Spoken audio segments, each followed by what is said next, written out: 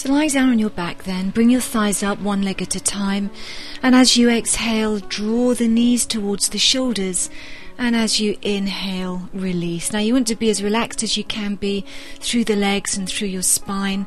So just let the abdomen sink back, and this should feel good. This should be a really good stretch for your lower back, especially if it's a little bit stiff. Now taking your feet back down to the mat one leg at a time, we're going to work on core strength. Now find your neutral position, hip bones, pubic bone lined up, natural lumbar curve. Draw up the pelvic floor, hollow out the lower abdomen, navel to spine.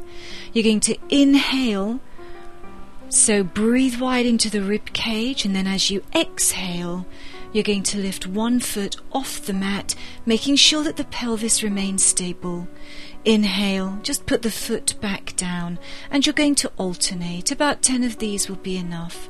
Now you can place your hands on your lower abdomen, and you want to draw your lower abdomen away from your hands the whole time, whether you're inhaling or exhaling. If you feel the abdomen pushing up against your hands, you're not getting the scooping, and you really need to practice that. Now if you put your foot down and you put all your body weight through the foot, your legs are going to be doing more work rather than the abdominal muscles. So as you become better at this, you'll be putting less and less weight through the foot until eventually your foot will rest lightly on the mat. Now make sure that you don't feel the ribs trying to lift away from the mat. Make sure that you don't feel it in the lower back. You shouldn't feel it in the lower back.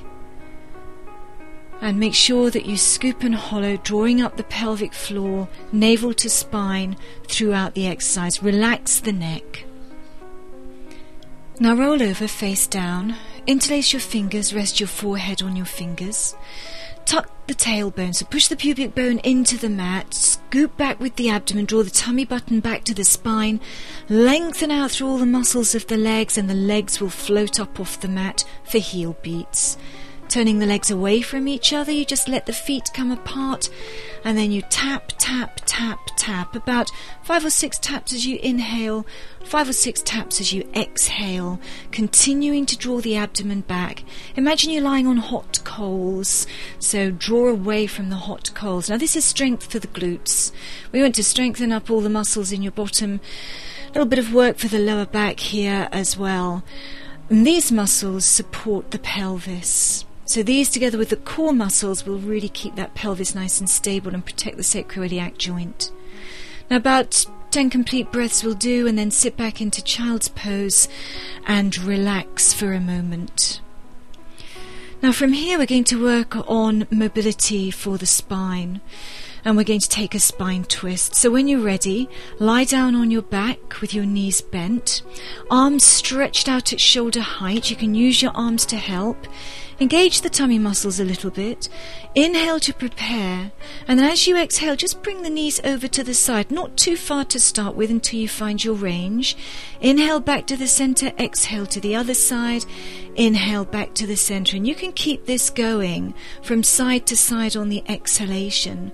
Or if you've got a little bit more mobility, let the knees come right over to the side. You may not be able to keep the knees together. You may not even be able to keep your shoulder blade down. But here you'll really be able to relax into the posture. Be aware of where you're feeling this stretch. So mobility for the spine, loosening out the back, but you'll probably feel a stretch across the outside thigh and across the hip. Now when you're ready, pressing down through the arms a little, inhale back to the center, exhale and over you go to the other side. Be aware of the difference in the two sides here. So you're going to be a little bit tighter on the more dominant side, or if you have a little bit of a lower back problem there, you're going to be a little bit tighter probably on that side.